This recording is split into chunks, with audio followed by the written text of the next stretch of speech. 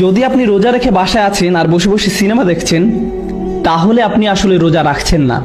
আপনি রোজা রাখছেন না, কারণ আপনার অন্তর এখন আপনার ভুল আকাঙ্ক্ষাগুলোর কাছে হার স্বীকার করছে।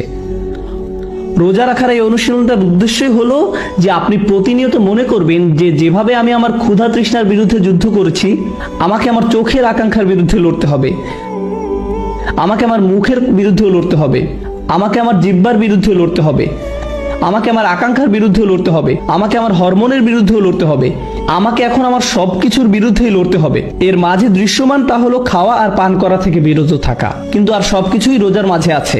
লাআল্লাকুম তাত্তাকুন, আশা করা যায় তোমরা আল্লাহ ভীরু হতে পারবে।